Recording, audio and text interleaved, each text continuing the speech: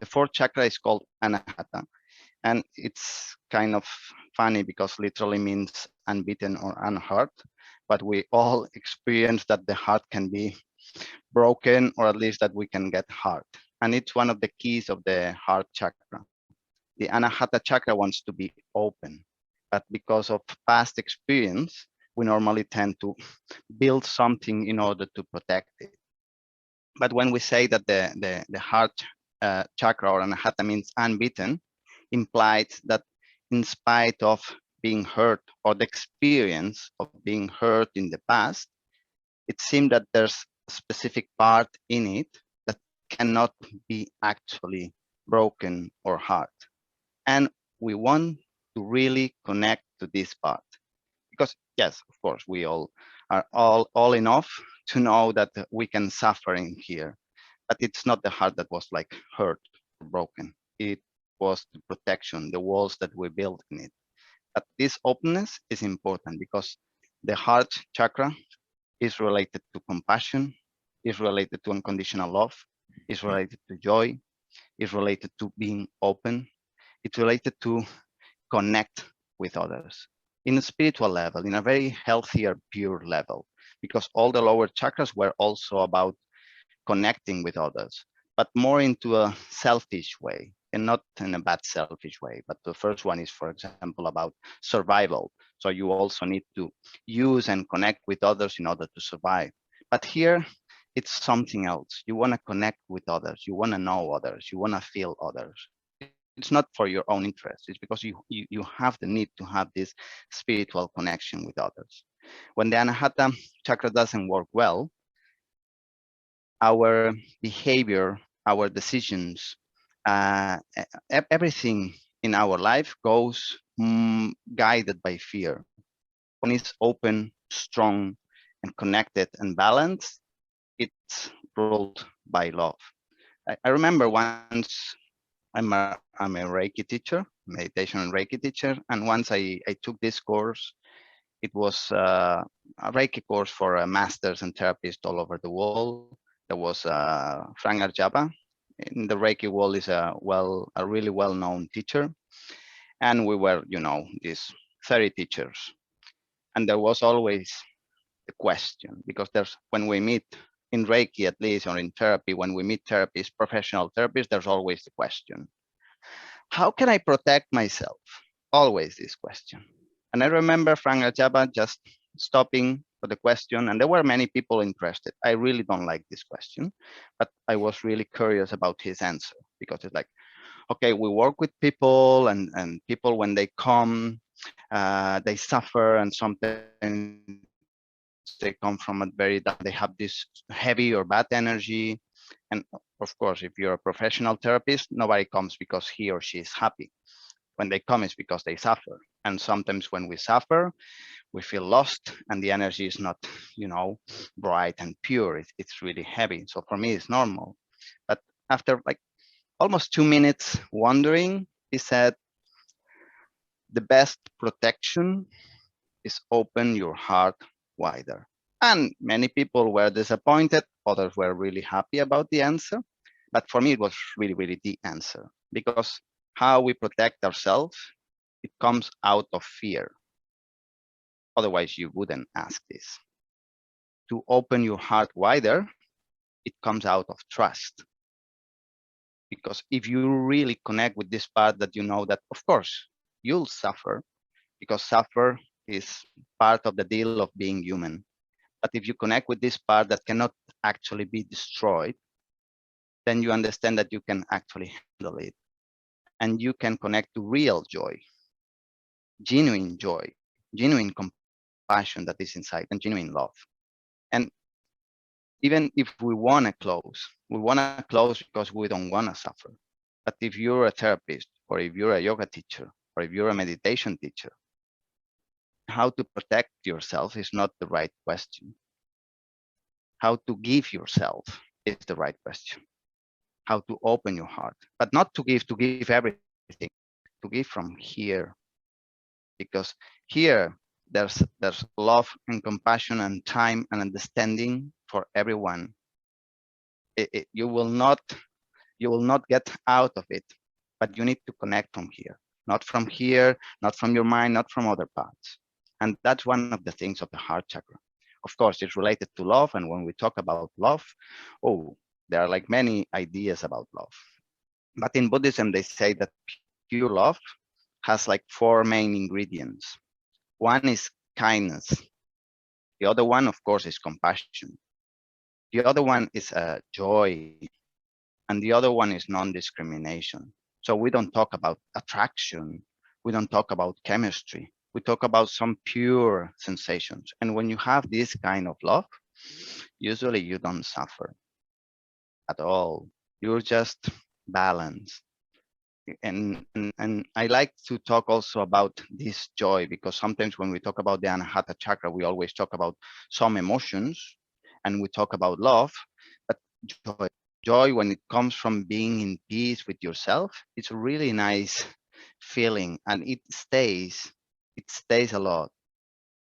And we want to connect with this because, of course, we all feel this because we are humans, and when we connect with others and we connect to others, sometimes it's difficult, and sometimes it's difficult because we feel vulnerable, and sometimes we don't want to feel vulnerable, because when you feel vulnerable, it's like, okay, I can get hurt. And of course, we all have these past experiences, so you don't want to get hurt again. But what's the opposite? To close up, not to connect deeply with anyone, not to feel this joy, not to feel this pure love, for me is not an option. Yeah, from time to time we can get hurt, but I promise you we can handle it. But the best thing that you can do is to open your heart wider, to connect with the people that you really want to connect with, the people that life puts in front of you, and to feel it. It's a very mindful, for me, Anahata chakra is a very mindful experience, to open and to give yourself completely. When it's balanced, the chakra, we feel this connection. We feel what we call unconditional love, which sometimes is difficult to describe. We feel compassion, respect, and we are able to forgive.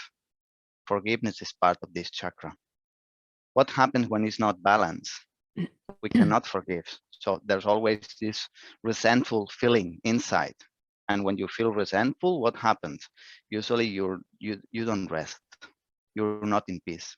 You cannot give yourself completely, because there's always something behind telling you, yes, but this person did that.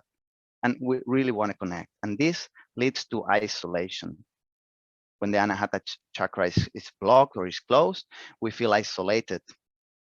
Sometimes, of course, because of isolation, what do we feel? Loneliness. We don't feel joyful at all. And usually we are over defensive or over critical, not to the others, but also to ourselves. And this is, for me, the definition of suffering. The first three chakras were more related into kind of the animal realm to survive. You really need first to have a shelter, to have food. You really want to connect with others. We have different attractions or different loves in every chakra, but this one is a healthy one, a pure one. And here is when it's about the others more than about yourself. The first chakra is just about yourself. The second chakra is just about yourself. The third chakra is just about yourself. And it's good. We need to build these roots. But the fourth chakra is when you open up. And the main characteristic is that you have a strong need of giving love and receiving love. And we have two hands. One is to give and one is to receive. If you just give, of course, there's something that is not balanced, because we are two people. I also want to give. If you're just giving me and giving me and giving me and giving me, I cannot give you anything, but I'm all the time leaving it to take everything you give me. And it looks like you're a good person, but something is wrong, because I also want to give you, but you don't allow me to. Then at some point, I will feel that I need some distance from you, because I also want to give. And in order to give, you need someone that is ready to receive. So remember always about these two hands, because they say that the heart opens in the two hands. One is to give and one is to receive. So one can be always full with something, and the other one needs to be always empty in order to receive the gift from someone else. So that's the main characteristic, both. You want to give, you want to receive, and you want to connect deeply, spiritually, connect with someone else, because as humans, we need that. Because if we don't feel connected from this area, we feel lost. It doesn't matter that sometimes it's hard, because sometimes it's really hard. You really want to have this. You really want to connect with people. Doesn't have to be with everyone, but with someone. And of course, it's part of being human that there's always change. So it means that some people can get sick. Everybody eventually will die. So that means that we will lose people. But what after grieving, which is a difficult time, what's there, what we keep is that we love someone and we felt loved by someone. And when you die, not when they die, when you die, this is what makes your life a happy one or an unhappy one. If you feel that you loved and if you feel that you felt loved, you die in peace. If you feel that you really didn't connect, you just protected yourself too much in order not to suffer, there's a feeling of regret. And we don't want to feel that. And there's always time to open up and connect with others. So today, during the Reiki practice, during the meditation practice, during the Yin Yoga and Reiki practice, at the end and the rest of the day, connect with this area. Open up this area. Feel this area. And let yourself be touched in this area. Because it's where when you talk about yourself and say, yeah, me, usually we point this area. It's core, literally. It's who we are, it's inside. So let yourself be touched here. It doesn't matter if you feel things. We're in a group of people that we are all are allowed to feel things, but also you're at home and probably there's no one else in the room.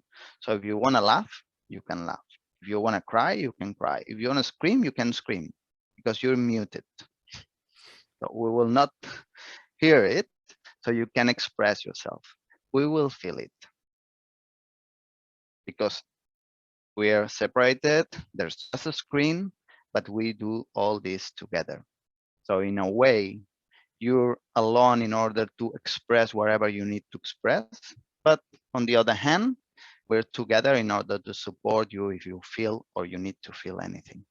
And of course, with the group, with meditation, with Reiki, with Yin Yoga, with us all together working in this, it's easier to connect with this area. And then the rest of the day, connect with the joy that comes from this area. Even if it's with some drops, some tears coming out, just connect with it.